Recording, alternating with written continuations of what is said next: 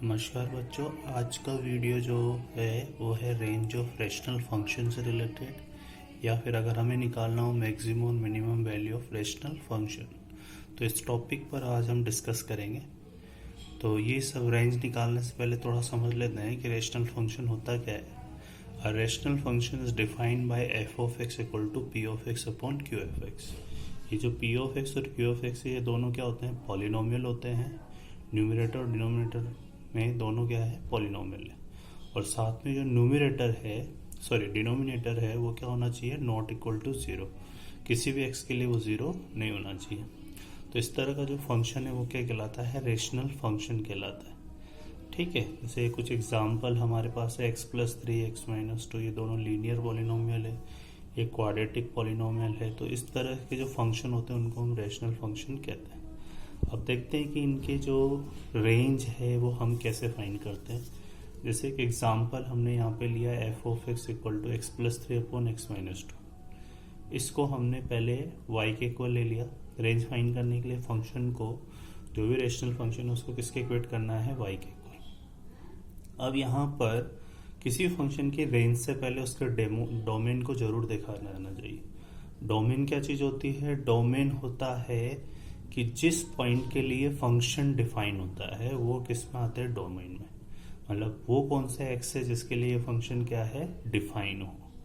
ठीक है, जिस पॉइंट पे नॉट डिफाइन होता है वो उस पे से हट जाते हैं इंटरवल में।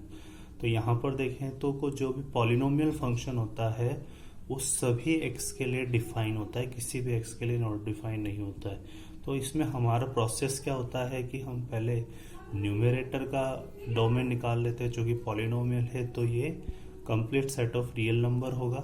डिनोमिनेटर का डोमेन निकाल लेंगे जो कि क्या है, complete set of real number होगा। और फिर उनका क्या लेते हैं, इंटरसेक्शन लेते हैं। तो इंटरसेक्शन इसका भी आर है और इसका भी आर है, तो आर और आर का इंटरसेक्शन क्या आ गया, आर। फिर ये जो फंक्शन है ये न्यूमरेटर जो है 2 पर 0 होगा, और जैसे 2 पर 0 होगा तो ये क्या देगा, इनफाइनाइट देगा, है ना। नॉट डिफाइन हो जाएगा तो हम इस 2 को इस आर में से निकाल देंगे। तो ये डोमेन है आर माइनस टू, इसको आप ऐसे भी राइट कर सकते हो। ठीक है, अब नेक्स्ट स्टेप बात करते हैं रेंज की। तो रेंज हमें निकालनी है। यहाँ पे रेंज निकालने के लिए हम क्या करेंगे, वही वाई के इक्वल लेंगे और इस फंक्शन को क्रॉस मल्टीप्लाई करेंगे। इस तरह से क्रॉस मल्टीप्लाई करेंगे और इसको इस तरह से सॉल्व करते हुए फाइनली हम किसके इक्वल डिफाइन कर देंगे, इसको एक्स के इक्वल। इस तरह से सॉल्व करना है, एक्स के इक्वल डिफाइन कर दिया। अब यहाँ से अगर मैं इस फंक्शन का डोमेन निकालूंगा, जो प्रोसेस मैंने यहाँ इसके अप्लाई किया था वही यहाँ अप्लाई करूंगा, इसका मैं डोमेन निकालूंगा। तो ये भी वही y में पॉलिनोमियल हो गया, ये y में पॉलिनोमियल हो गया, तो यहाँ y बिलोंग्स टू क्या होगा, r। यहाँ पर भी y बिलोंग्स टू क्या होगा, r। तो दोनों का इंटरसेक्शन r आ गया। और फिर इसमें ये नॉट डिफाइन किस पे आ रहा है, नीचे वाला 1 पे, तो हमने r माइनस 1 कर दिया। तो ये जो रिजल्ट आएगा वो इस रेशनल फंक्शन की क्या हो जाएगी, रेंज हो जाएगी। तो इस तरह से हमें रेशनल फंक्शन की रेंज निकालनी है। ओके, यहाँ पर हम एक और एग्जांपल लेते हैं। इस टाइम हम क्वाड्रेटिक अपॉन क्वाड्रेटिक की बात कर रहे हैं। काफ़ी इंपॉर्टेंट क्वेश्चंस होते हैं ये, जेईई मेन एग्जाम में क्वेश्चंस आते हैं इससे रिलेटेड। तो यहाँ पे क्वाड्रेटिक अपॉन क्वाड्रेटिक है, इस फंक्शन की हमें वही रेंज निकालनी है। तो ये जो है इसको F of X equal to Q1 है। पहले मैंने आपको बताया था कि डोमेन जरूरी है, तो हम डोमेन निकालेंगे। तो इसमें इसके अगर मैं बात करूं तो वही polynomial define for all element of x. तो यहाँ पर इसका भी आर हो जाएगा और इसका भी आर। आर और आर का इंटरसेक्शन क्या लेंगे, आर लेंगे। दूसरी चीज हमें इस आर में से एक्सक्लूड करना होता है डिनोमिनेटर के जीरो। जिस पॉइंट पर जीरो हो रहा है वो पॉइंट एक्सक्लूड करने होते हैं। लेकिन अगर आप इससे देखेंगे तो x square minus x plus 1 क्या है, ऑलवेज पॉजिटिव होगा। और ऑलवेज पॉजिटिव क्यों होगा, कोई भी क्वाड्रेटिक फंक्शन ऑलवेज पॉजिटिव तब होता है जब उसका डिस्क्रिमिनेंट क्या होता है, लेस देन 0। क्योंकि फिर वो एक्स एक्सिस को कट नहीं करेगा, या एक्स एक्सिस के क्या रहेगा, ऊपर ही रहेगा। तो यहाँ पर ये क्या है, कभी भी 0 रिजल्ट नहीं देगा, इसलिए इसका डोमेन फाइनली क्या रहेगा, आर। अब सेकंड काम क्या आता है कि हमें निकालनी है रेंज। वही इसको किसके इक्वल ले लेंगे, y के इक्वल ले लेंगे। y के इक्वल लेके क्या करेंगे, क्रॉस मल्टीप्लाई करेंगे।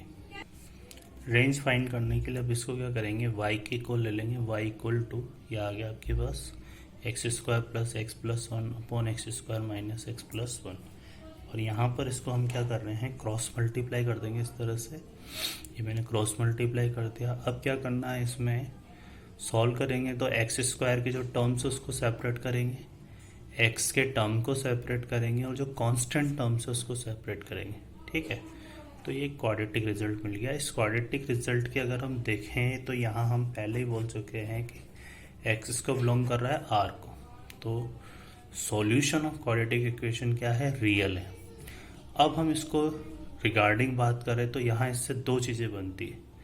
एक तो हम डिफाइन करेंगे y इक्वल टू 1 के लिए, और एक क्या लेते हैं y equal to y not equal to 1, क्योंकि अगर y इक्वल टू 1 होता है तो ये रिजल्ट क्या हो जाएगा, लीनियर हो जाएगा। ठीक है, अब देखो अगर ये रिजल्ट को y इक्वल टू 1 लेकर के, जैसे यहाँ अगर 1 पुट करते हो और इसको सॉल्व करते हो क्रॉस मल्टीप्लाई करके, तो ये y हट जाएगा एक्स स्क्वायर से एक्स स्क्वायर, तो x इक्वल टू क्या मिलेगा, 0। और 0 क्या है, रियल नंबर है, तो ये एक्सेप्ट होगा। y इक्वल टू डिफाइन होगा y इक्वल टू 1, है ना। ठीक है, नेक्स्ट हम बात करेंगे। नेक्स्ट हमने क्या लिया, y नॉट इक्वल टू 1, तो y नॉट इक्वल टू 1 है तो ये रिजल्ट क्या रहेगा, एक क्वाड्रेटिक रिजल्ट रहेगा। अब इस क्वाड्रेटिक रिजल्ट के लिए हम क्या कर रहे हैं कि x belongs to real, x real है, तो x रियल है तो ऑब्वियस इस क्वाड्रेटिक का जो डिस्क्रिमिनेंट होगा वो क्या हो जाएगा, ग्रेटर देन इक्वल टू 0। अब हम इसका डिस्क्रिमिनेंट निकालेंगे तो ये आ गया बी स्क्वायर माइनस 4ac, ये कर दिया हमने यहाँ पे। इसको ध्यान से देखोगे तो आप इजीली अप्लाई कर पाओगे, ए स्क्वायर माइनस बी स्क्वायर, तो ए प्लस बी और ए माइनस बी, ये हमने सॉल्व करा, ये आ गया। अब यहाँ पर ये जो y का कोफिशिएंट है, क्योंकि इन इक्वेशन का रूल है कि अगर highest degree of coefficient negative हो तो सॉल्व करने से पहले उसको क्या बनाते हैं, पॉजिटिव। तो यहाँ y का कोफिशिएंट नेगेटिव, इसको पॉजिटिव बनाने के लिए y से मल्टीप्लाई करेंगे, और जो माइनस से मल्टीप्लाई करेंगे, माइनस से जब मल्टीप्लाई करेंगे तो ये साइन चेंज हो जाएगा, ग्रेटर देन इक्वल किस में कन्वर्ट हो जाएगा, लेस देन इक्वल, तो ये बदल गया और यहाँ से ये सॉल्यूशन मिल गया। और अगर देखेंगे तो इस रिजल्ट में ये y इक्वल टू 1 इंक्लूड है क्या, नहीं है, तो हमारा फाइनल रिजल्ट क्या हो गया, y बिलोंग्स टू 1/3, और ये क्या हो जाएगी, रेंज, ये रेंज है। ओके, अगर मैक्सिमम वैल्यू की बात करें तो इस फंक्शन की मैक्सिमम वैल्यू क्या है, 3 है, और 1/3 क्या कहलाएगी, मिनिमम वैल्यू। तो इस तरह से रैशनल फंक्शन की मैक्सिमम मिनिमम वैल्यू की हम बात करते हैं। ठीक है, और एक एग्जांपल यहाँ पे लेते हैं। तो ये फंक्शन है, डोमेन वही पॉलिनोमियल अपॉन पॉलिनोमियल, दोनों का डोमेन r होगा, इंटरसेक्शन ले लिया r, और ये डिनोमिनेटर किस पे 0 हो रहा है, 3 पे, तो हमने 3 को क्या कर दिया है, यहाँ से एक्सक्लूड कर दिया r में से। रेंज निकालने के लिए वही y के इक्वल ले लिया, इसको क्रॉस मल्टीप्लाई करेंगे तो ये आ गया 2xy माइनस 6y, और ये इस तरह से। अब यहाँ पर कैसे जराइज करने की जरूरत नहीं, क्योंकि कोफिशिएंट ऑफ एक्स का क्लियरली पता लग रहा है क्या है, पॉजिटिव है, और यहाँ x किसको बिलोंग कर रहा है, वही रियल नंबर को, तो डिस्क्रिमिनेंट क्या लोगे, ग्रेटर देन इक्वल टू 0। ये अप्लाई कर दिया हमने, बी स्क्वायर माइनस 4ac यहाँ पर, और इसको सॉल्व करा तो ये एक आ जाएगा y minus 2, y minus 6 greater than equal to 0, और वही इन इक्वेशन के कॉन्सेप्ट से सॉल्व कर लेंगे। यहाँ पे इन इक्वेशन कॉन्सेप्ट में हम क्या लेंगे, इसमें ये 2 हो गया, ये 6 हो गया, ये पॉजिटिव, ये नेगेटिव, और ये पॉजिटिव, और ग्रेटर देन साइन है तो कौन सा पार्ट लेना है, पॉजिटिव वाला।